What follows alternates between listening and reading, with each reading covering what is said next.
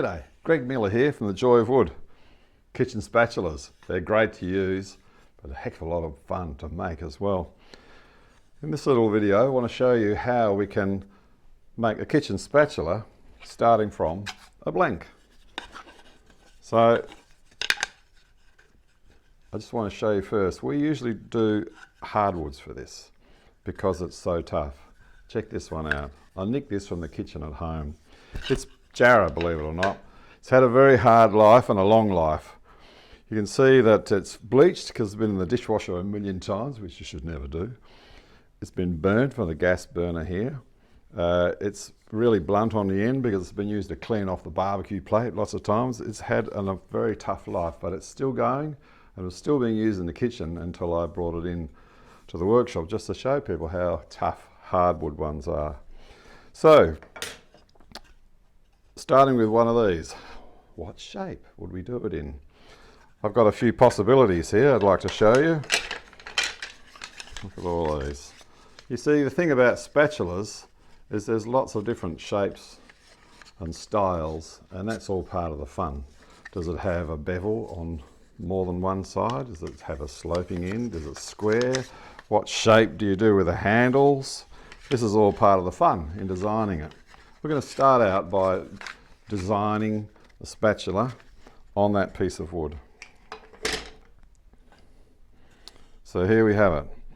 So I'm going to put this down on the bench so I can just get at it easily and start to plan it out. Now my spatula needs to have the business end, this bit down here.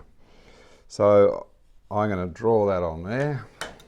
If I did a fairly simple, straightforward spatula, let's see, like one of these, that's really easy, isn't it?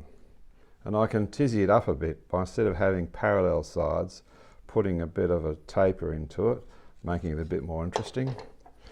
But I want to have a good bit down here, so what if I draw a line across there, because I like symmetry, you see.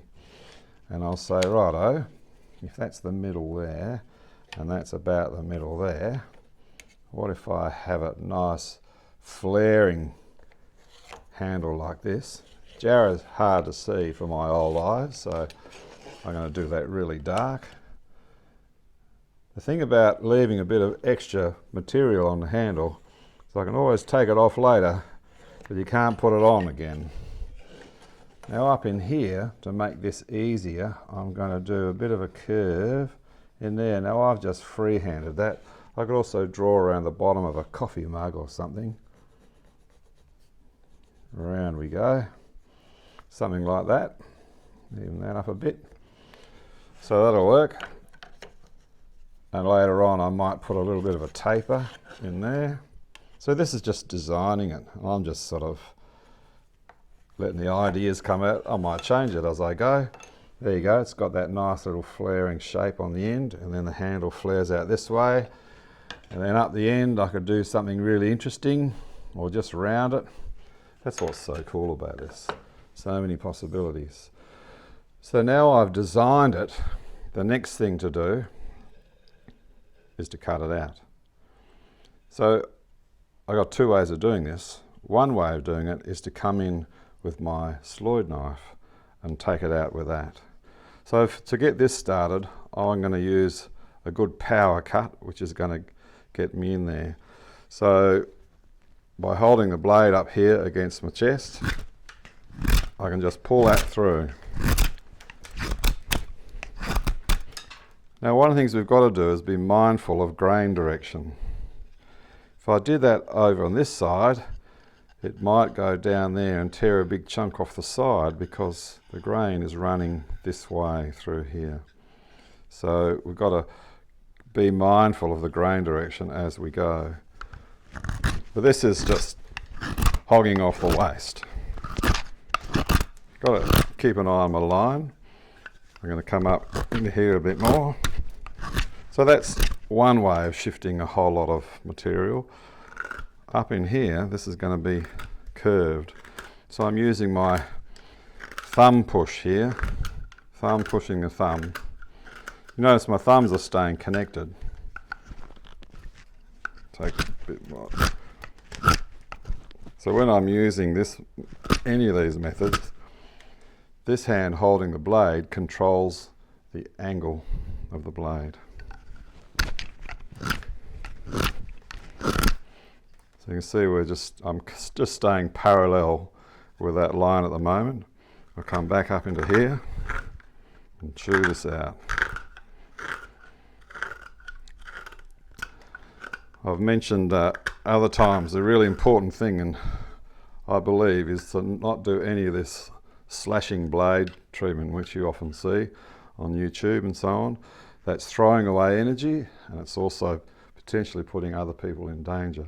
I want power and I want control. So if I'm going to cut along here, I'll be using the thumb push or some other method where there's never a slashing blade. I can hold the blade still and pull the wood past it.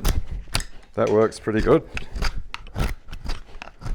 Because see here those big chunks coming off, so I can take a heap of waste off from there, but to save surprises I can come in here, work my way along. Now this technique I'm using here is, you notice I'm using this thumb as a pivot and swinging the blade around, so it's this flapping elbow over here which keeps the blade moving.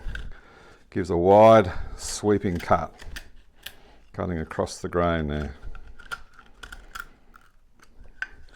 Bit of a tendency to tear along the fibres there, so I'm just going to be careful with that. Keep it moving, you see that? Just if I keep parallel to the grain like that, it just means that I've got nice control. I love the way when you go across the grain like that, you get this beautiful shiny finish on here. Okay, here we go. Now up here we've got a slight change in grain direction, so if I need to, I'll turn it around. Okay.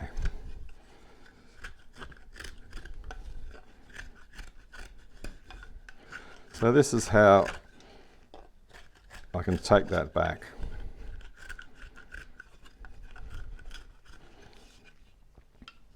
Almost there. What I want to show you also is another method, and that is to use the coping saw. So I can save a lot of work with using a coping saw to cut this out, and then come in with a knife to clean it up and do all the little detail. I love the coping saw. Fantastic. It's made for cutting around really tight corners, for cutting out coping, which is where you've got one moulding cut to be going over the top of another moulding. So it has this very narrow blade which makes it really able to turn in very tight corners. In this case we want it to be able to come in here to save us a bit of knife work and cut along there. So this is an alternative. If you have a coping saw at home, this is a great way to go. If you don't have a coping saw, as you can see, we can do it all with a knife. Okay, firstly with a coping saw, the teeth are always pointing down towards the handle. So unlike lots of these other saws behind me, these all cut when you push. This one cuts when you pull, a little bit like the Japanese saws do. So it's got to cut with your pull, that way you're not slackening off the frame if it gets stuck in the piece of wood. There's times when we might need to turn the angle of the blade in relation to the handle.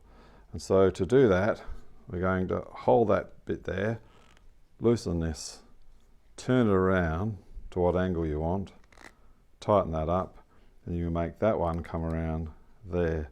So these tell you which way the blade is pointing, and they need to be parallel. So the great thing is we can get the frame out of our way, and we'll be doing that while we are doing this. So just so you know, that's one of the great things with the coping saw. It's it's a member of the family of turning saws, like bow saws and so on, that do the same. Okay, if you have the luxury of a vise at home, you can stand this up in the vise. Now, if you have too much sticking up like this, you hear that? It's all that vibration that is just throwing energy away, making it difficult. You could hold it up here, that'll help, but it'll still dance around. So it'll be easier to move it several times. Start down low and move it a few times. Okay, so how we use a coping saw, how we stand is really important, and as with all tools, where your eye is makes all the difference. I want my eye to be up above the saw. So if I'm using the one-handed method, I've got my sawing hand here, and my opposite leg is forward, and the leg for my sawing on is back there. So my body's turned side on so that my arm can move across the front this way around. Keeping my eye up above will work well. I need that saw cut to be perpendicular across the piece of wood. If I stand over to the side, the saw will be on that angle across there, and everything will be a lot skinnier than what I was looking for. So try and keep the blade perpendicular at all times to this piece of wood, to this surface, and then everything will work beautifully. So you notice each time I pull, that's when it goes down the hill. Down we go. So when you push back the other way, you're reloading. There's no point going like that. All right, let's use all those teeth. Down we go. Now, I can carry on down there, and I can move it, turn it around. Handy having a vise. But what at home, if you don't have a vise, you've got a kitchen table. I'll show you this other method. We're going to hang this over the edge of the table, put the saw in here, and we go up and down. Remember, it cuts when you come down. In we go. Again, I want to try and keep the blade perpendicular. Now you notice we get up into here, I'm going to get to a point where we can't go any further because the frame is in the way. So here's that classic example or spot where we turn the blade in relation to the frame, and now you can see that's right out the side, out of my way. I'll bring that back in. When you're putting the blade in and out, if you wrench it sideways, you're just going to snap it. And away we go. So I can just keep cutting in that method. Something I forgot to mention. The other method of using a coping saw. I showed you the one-handed method. I'll show you the two-handed method now. So two-handed method, I'm coming in from the other end, is where we have our feet positioned equally, parallel to the vise, and pump this method here. So I'm going to come in here and pump backwards and forwards, and I have to steer that corner while it's moving. I just rotate my wrists. See how easy that was? So the secret is just to be turning it as we go. Now, to get down to there, I need to move it again. There we go. We're off the side. So the coping saw is fantastic. We use them in spoon carving and so on too very often.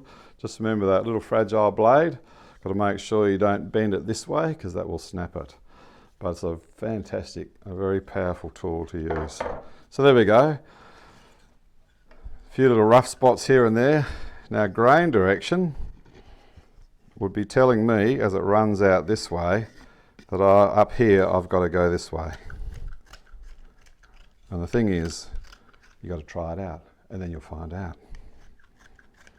So let's work along there. Okay. So I'm just going to clean this up.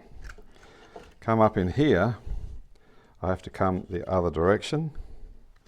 Somewhere down there they're going to meet. Now I want to get that really little point there. So you notice I've moved my thumb right up near the end of the blade. So I can just take that out. I want that nice curving cut in there. I want to get rid of all the saw marks. Around we go. Now I'm going to come back this way so it meets that other There, beautiful. It's coming up all right. Now, what about the end? I had this marked as a bit of a curve, so I can create that curve across the end, top a chamfer off and then curve it a bit either side of that chamfer. See, I'm just starting to bring that around into there. Chop those out in there. Just using a thumb push to get that around. Yeah, you could have done this with a coping saw too. Alright. So at the moment I'm just chopping it off, and then I'll come round with more delicate cuts just to get it smooth. We're just getting the basic shape at the moment. Alright. Now this, up here I need to cut this direction. I don't have a lot to hang on to, so I could use the thumb pull. Now the important thing with the thumb pull is when I bring the blade this direction, that this hand is not pushing at all. This hand, if anything, is pulling away, and the thumb pulls it in. So if the thumb lets it go, it just springs back. That's the best way of doing this. If you use the knife hand to push the blade, good chance you'll get yourself a wound. Those wounds are not from doing this, that's from gardening. It's safer in the workshop than in the garden. Right, look at that. So that's getting pretty close. Now up here, you know, remember I had that little taper we wanted to do. I'm just going to use the knife to start to take that out. Keep looking at your line. Lines are really helpful because they tell us where we've been and where we're going. So having a line is a very helpful thing. Alright, again I don't have much to hang on to here, so I'm going to use that thumb pull method just to do that bit at the very end. You see I'm just bringing that in close to parallel to that line.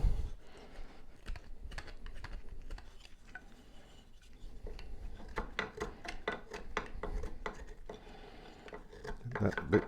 So I'm just going to clean that up a bit, then I'm going to come and do the other side. So I've used my knife to do that taper on the end. That looks pretty cool, doesn't it? Next thing I'm going to do is put the bevel on the end. So I'm going to use my Sloyd knife for this, and by cutting across here on the diagonal like that, it'll do a nice clean cut. So is it going to have two bevels, one from each side, or is it going to have just one bevel? That's all part of the decision that you've got to take along the way. I'm probably just going to do one bevel on this one here. It's going to be a little bit like that old one I nicked out of the kitchen from home. So you don't want the bevel to be too blunt. It wants to have a little bit of length to it. And I'm just working my way across there. On the angle like that, with that sort of slicing it across, will work quite nicely. Doesn't need to go to a razor sharp point because that'll only be damaged more easily. I think what is more important is getting that line along there parallel with the end, so it's got a consistent look. Got to take a little bit more off this corner here at the moment, I think. So I'm just going to come in there, take a bit more of that out. Beautiful. Just about there. We're just looking for that nice parallel top and bottom on the bevel. Okay, so that's using a knife to shape this. Okay. There are people who don't like sandpaper, who like to just do everything off the knife, and that's certainly perfectly fine. But I'm going to show you how you can sand this to get it nice and smooth and consistent, and we'll wax some oil on it and have the job done. That's pretty good. I'm pretty happy with that. Okay, let's do the sanding. One of the things which is going to help a lot is having a sanding block. In this case it's a cork block. Where I'm going to start out is by sanding the flat surfaces first. So I wrap the cork block around the paper like that, get it on here. Now, if you do it up in the air, you waste a lot of energy. Put it on the bench or on your kitchen table, you can lean on there and really quickly and efficiently do that. Now I'm going in the direction of the grain, not going across the grain on the wide face. What I want to do is get rid of saw marks, get rid of machining marks in the wood, get rid of pencil lines. Doesn't take very long. So this is a coarser paper I'm using here. Just to clean that up. There's some machining lines in the wood there. I'm just taking those out. So that nice bit of pressure on there in the direction of the grain. That's looking pretty good. Okay, now what about along here? So again, I've got it sitting down on the surface, so I can go back and forth in here. If I want to round this a bit, just take the sharp edge off, I can just rotate it from the flat, around there to the flat, and go back and forth along there as often as I want. And that will just even that up beautifully. That's looking pretty good. I'm going to do this side over here. So I'll start out on that edge. And I'm going to turn it through that sharp corner, around to the flat, around there, around to the flat, and go backwards and forwards as many times as I want. About the same as I did the other side, so it's a consistent. So that feels nice in the hand. And you don't want it to be sharp in the hand of the user. Now that curve on the end, the easy way to do that is actually hang it off the end of the vise, of the bench and go up and down like that. I am going across the end grain. Nice thing about that is you can see where you're going. That's looking pretty good, isn't it? Now I'm going to just take that sharp arris, that sharp corner off around there. And around we go. So that's got rid of that sharpness. So that's nice in the hand. Okay, now we've got this flat section up here. So I go back and forth along there. Only a small rounding on there. Same on the other side. And what I'm looking for is to make sure that I've got rid of all my knife marks along here. Alright, so we've got the bevel on the end. To do that, I'll hang it over the edge and go back and forth across here, just to get a nice consistent bevel, keeping an eye on it in case I need to put more pressure somewhere else. See that bit there is getting a bit tired, so I just turned it around, find some fresh meat. There we go. So maintaining a consistent angle going along there, I've just got rid of the knife marks I had in here. And I want to see that that's fairly consistent. Beautiful. So this is still using the coarse paper, just to get that spot on. Alright, now in there, to do the curve, what we're going to do is fold the paper into three. A little bit of origami, just like that. There's so we've got 1, 2, 3 pieces. So the nice thing about this is it grips to your hand and it grips to itself. So if I roll that around my finger, I can go back and forth in here. Again, I'm working across the grain initially to get that shape. Then I'll go along the grain, come around the corner to make that consistent rounding in there. That's pretty good. Turn it around, do the same on the other side.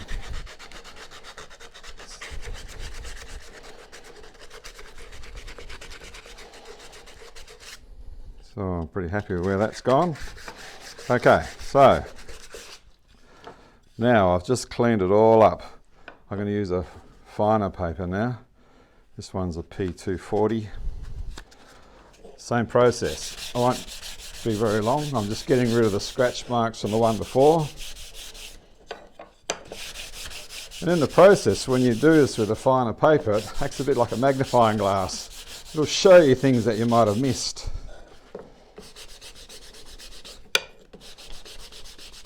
Doesn't take very long to whiz around and do this. This is now, you can feel it in your hand, it's quite silky smooth. I wouldn't bother going any finer than a 240. I think it's all you need. I'm not looking for a mirror finish. It is, after all, a functional piece. It's going to be a workhorse in the kitchen, and a beautiful one. Great thing about spatulas is they make fantastic gifts. They're really good for that. And people always appreciate a gift that's been handmade by the person who's doing the giving. Getting rid of the scratch marks off the end of there.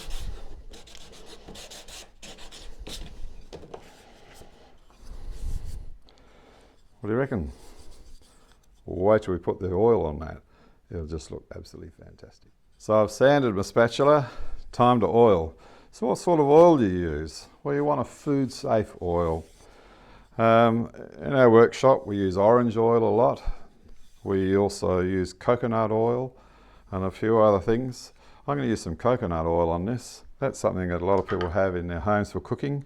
You can also use olive oil, but it just takes a bit longer to dry and doesn't soak in as well. So all I'm doing is just rubbing this on. I want to get it in to the pores in the wood. Now I'm not using gloves for this because it's just such a nice food safe product. Look at that. We'll let that sit around for a little bit to dry, and then we just get a clean rag and wipe off the surplus. So I've worked that in. That's looking pretty good, isn't it? Now I'm just going to get my clean rag. I usually leave this sitting around for a little bit so I can soak in. It'll be right, and I'm just going to rub off any residue on the surface here. There we go. One kitchen spatula ready to provide beautiful food for many years to come. Whole lot of fun, eh? I think you better make some. Cheers.